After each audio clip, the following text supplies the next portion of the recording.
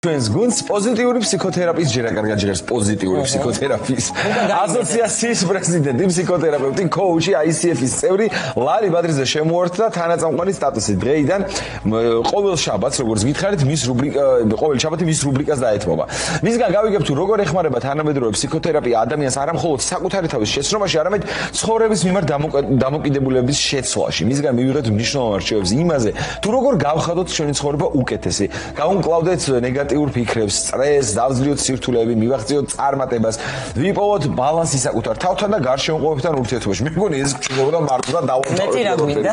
დღეს ასევე აქცენტს გავაკეთებთ პოზიტიურ ფსიქოთერაპიაზე, თანამედროვე სამეცნიერო ფსიქოთერაპიის ერთ-ერთი ცნობილი მეთოდი, რომელიც ფსიქოთერაპიის მსოფლიო საბჭოს და ფსიქოთერაპიის ევროპული ასოციაციის მიერ აღიარებული. მეთოდის სახელწოდება მომდინარეობს ლათინური სიტყვიდან პოზიტუმ, რომელიც შეიძლება ითარგმნოს როგორც ფაქტობრივი, ნამდვილად არსებული.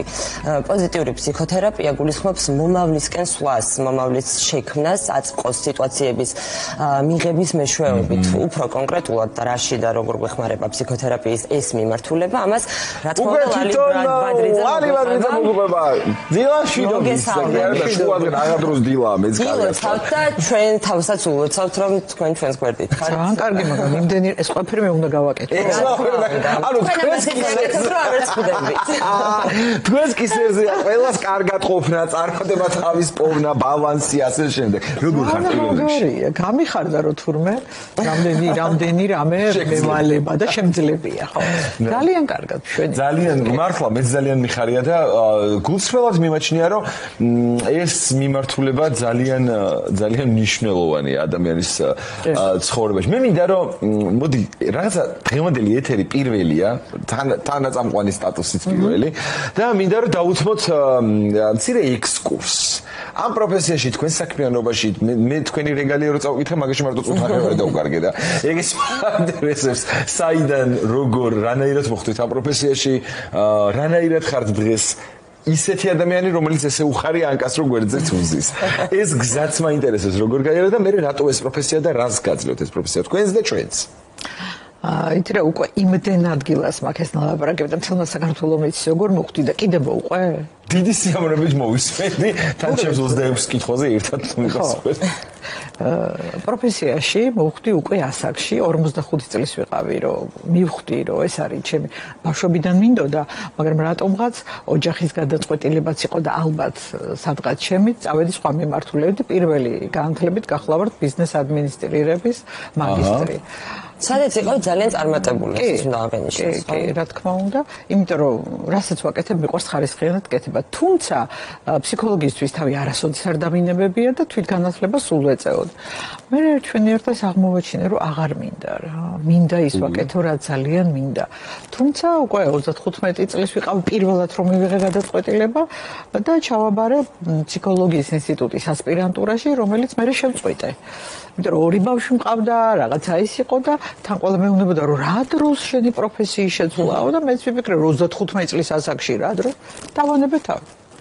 გავიდა 10 წელი და მივხვდი რომ არ მასვენებს და არა მინდა და უკვე 45 წლის ასაკში გადავწყვიტე რომ შემეცვალა ეს პროფესია და მართლაც დავანებე თავი ყველაფერს. მქონდა საკმაოდ წარმატებული ბიზნესი რა ვიცი, მანამდე იმ ხელაგზა გამოვიარე, ძალიან ბევრი პროფესია შევიცვალე.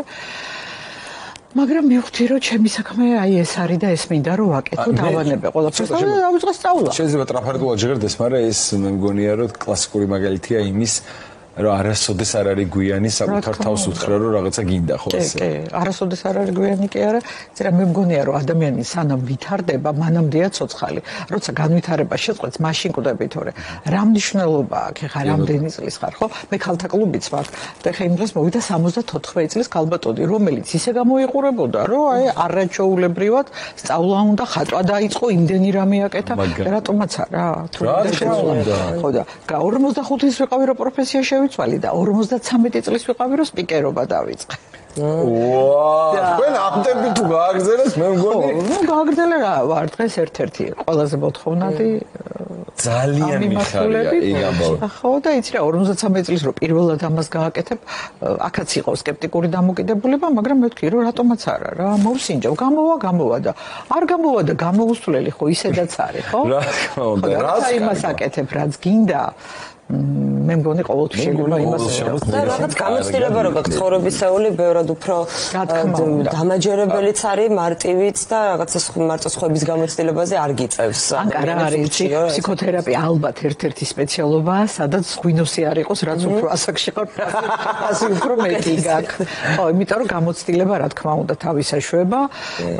მე გულწრფელად მგონია კი რომ არის პროფესიები რომელიც პირდაპირ არის გამოცდილება, პრაქტიკულ გამოცდილებაზე მიბმული რა. მაგალითად აი მენეჯერი ლეონარები მენეჯერი, რისი მენეჯერიც არ უნდა იყოს სულერთია, მგონია რომ ადამიანური რესურსების მართვას მხოლოდ დრო გაძლევს რა. რა თქმა უნდა თეორიულ განათლებაზე ერთად დრო თუ არ გაქვს ადამიანების მართვის, თან ბევრ ადამიანთან შეხება. პროფესიაზეც ამბობენ რომ ჯულიეტას 40 წლის ასაკში უკეთესად თამაშობ, უბრალოდ აღარ ხარ ჯულიეტას ასაკში.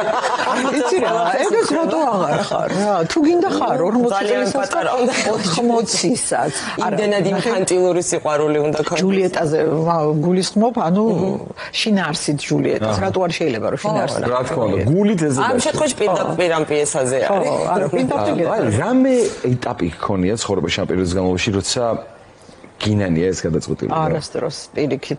ყოველდღე წმუნდები რომ რა მაგარია რომ ეს გავაკეთე. ჯერ ერთი უამრავ ადამიანს დავეხმარე ცხოვრების შეცვლაში და პირველ რიგში საკუთარი თავიდან დავიწყე და თან რა არის იცი? აი სხვანაირი სიბრძნე გაქვს ცხოვრების და ხვდები რომ რა მაგარია ცხოვრება. თავისი მინუსებით და თავისი პლუსებით. მიმღებლობა გეზდება და ხვდები რომ რაც არ უნდა მოხდეს შენ ცხოვრებაში, თურმე იმიტომ ხდება რომ გაიზარდო.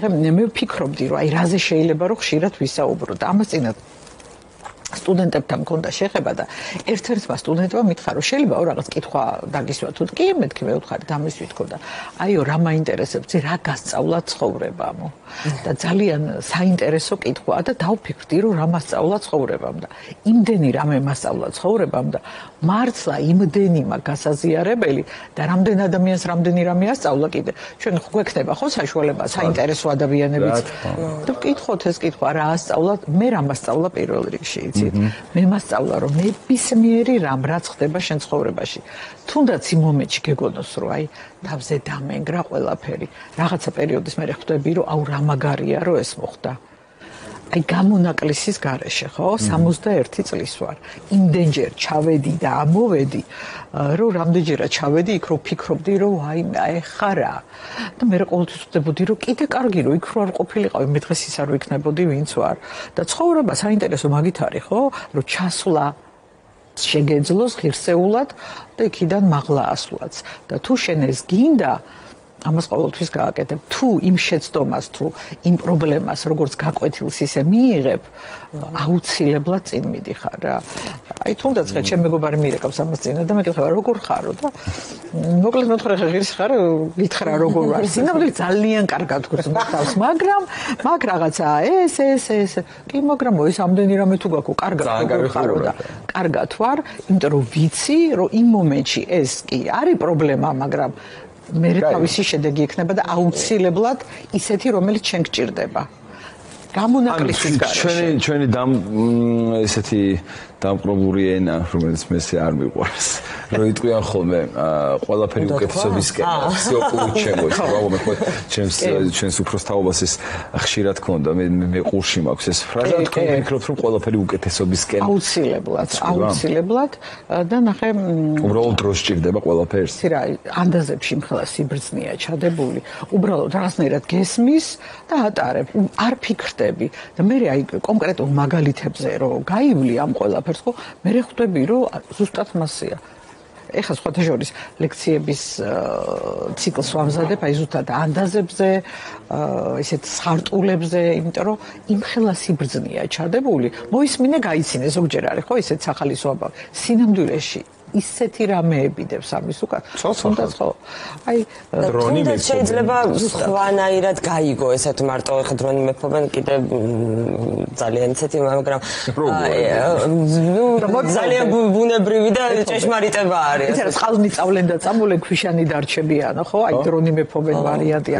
იმ მომენტში რაც ეხა ტრაგედიად გეჩვენება, მე რო გადახედავ ხვდები რომ აი მე ბუნებაში რო გავდივარ მაგალითად აი გუშინ ვიყავი გასული და ფიქრობდი რომ სამყურას უყურებდი პატარა რა სიმეტრია რა ჰარმონია პროცეულ შეხედე რა როგორ არის დაალაგებული აი ყველაფერში ისეთი ჰარმონია ამ ყველაფერს ცოტა მაღლიდან რო შეხედავ ხვდები რომ თუ ეს ყველაფერი მოწესრიგდა თუ ეს ყველაფერი დაალაგდა ის პრობლემაც რაც და პრობლემა აბა მე რა გამჭირს აბა ნებისმიერი პრობლემა მოგვარდება ნებისმიერი უბრალოდ თავარია რომ კონდეს სიყვარული ვა კარგი პოზიტიურ ფსიქოლოგიას შევეხოთ ეს რა მიმართულებაა ცალკე და ჩემი არის პოზიტიური ფსიქოთერაპია ეს ასაცის მე მაგრამ აი კონკრეტულად ანკანახე ფსიქოლოგიასა და ფსიქოთერაპიის შორის განსხვავება ხო ჩვენი არის ხო ფსიქოთერაპია პოზიტიური ფსიქოთერაპია და შენ როგორც თქვი პოზიტუმ არ ნიშნავს შაქარს მურაბას და შოკოლადს რა პოზიტუმ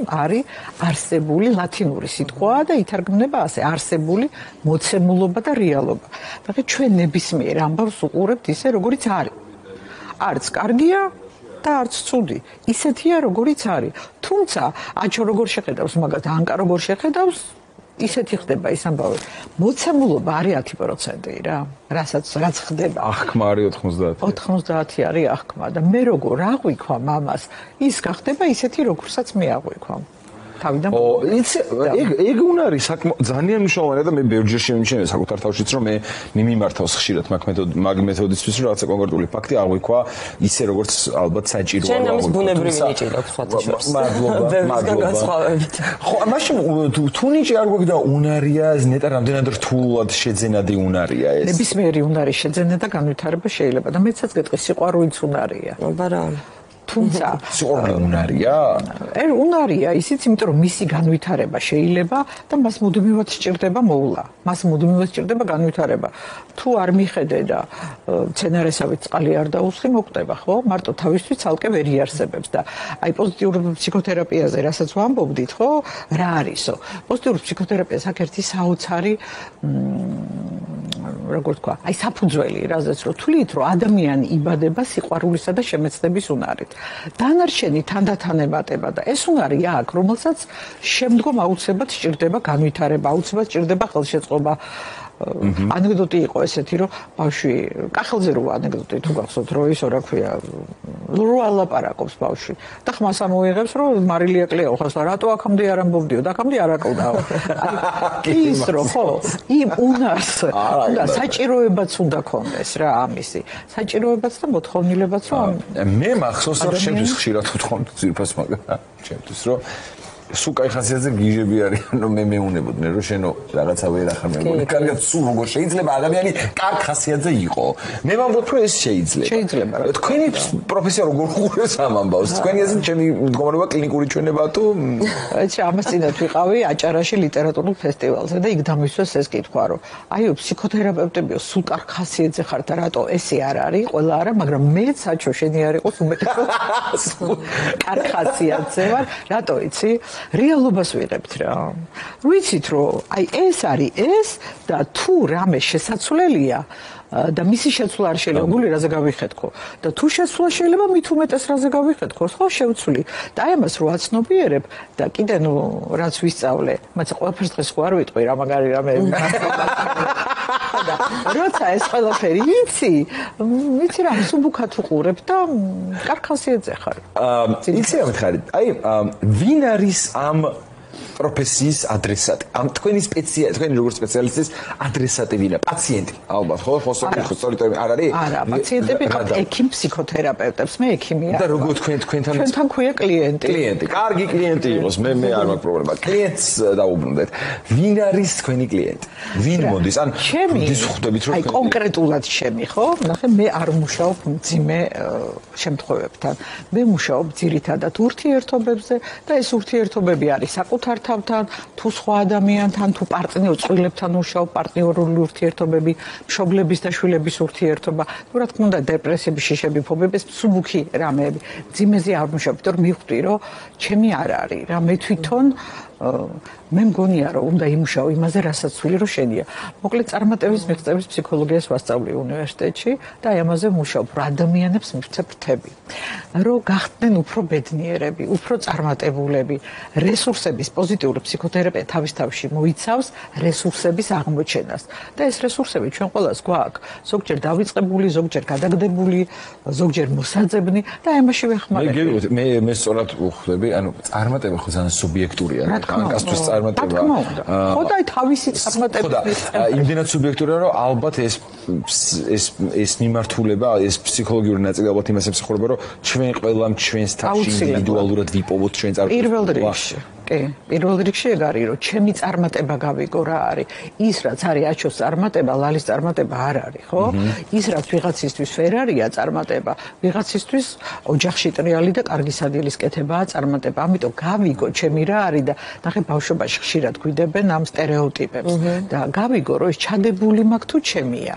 შეიძლება ჩემი საერთოდაც არ არის და ჩემი არ იყოს რა ასაკში რომ მიხვდები რომ იცი რა მე ჩემი მინდა.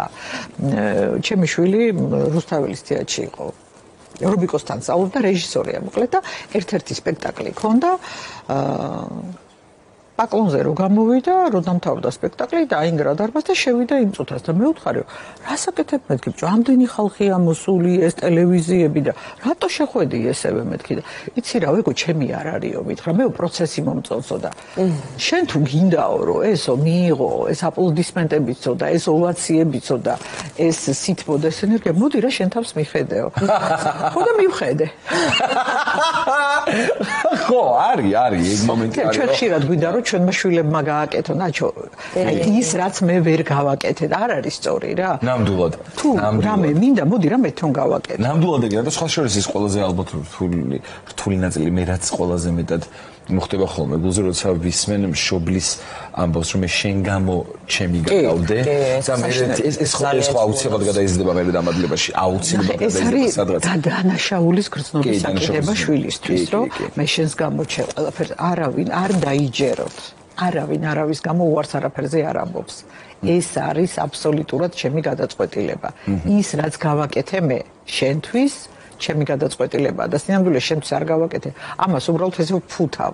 თორე სიღრმეებში რო ჩავიდეთ, ეს არაპოპულარულია, რა თქმა უნდა, და ამაზე ძალიან ხშირად მე ცოტა ისეთი კომენტარებია ხოლმე, რომ არ არის ესე, მაგრამ საკუთარ გულში ჩავიხედოთ, თუ მოვძებნით, მივალთ იქამდე, რომ ეს იყო ჩემი გადაწყვეტილება. თავიდან ბოლომდე და ის რომ რა ვიცი, შეიძლება მეშინოდა რომ რამე არ გამომივიდო და შეიძლება უბრალოდ მეზარებოდა, შეიძლება მიზეზია რაღაცა, თუმცა ამას მშვენივრად წარმატებულად საკუთარ თავს უფუთავ და ამაზე როგორც წესი არ მეთანხმებიან ხოლმე. განსაკუთრებით ჩემი თაობა ბევრი, თუმცა თქვენი თაობა ამას იაზრებს აბსოლუტურად და როცა აი ამას აღიარებ, წინსვლა კიდე უკარ კარგს ძალიან ცოტა დრო გჭირ ამ ლაპარაკში ისე გაიპარა დრო ძალიან ბრაზდები ძალიან მინდა რომ კიდე დრო გქონდეს მე იცი რა მინდა გითხო თაობა ახსენე და ძალიან საინტერესოა თქვენი პროფესია როგორ უყურებს თაობებს აი მაგალითად ჩვენი თაობა ერთი თაობა ვართ მე მგონია რომ ძალიან განსხვავდება ჩვენ ჯენზისგან თქვენ როგორ უყურებთ ვის უფრო მაღალი მაჩვენებელი აქვს პოზიტიური თვითშეფასების ანუ ვინ უფრო ბედნიერი თაობა იცი რა ეგვიპტურ ისინი პაპირუსები აღმოაჩინეს სადაც წერია რომ ეს რა ახალი თაობა მოდის რა ესე დაუპავენ ეგვიპტესო ჩვენ პირიქით ვამბობთ სხვათა შორის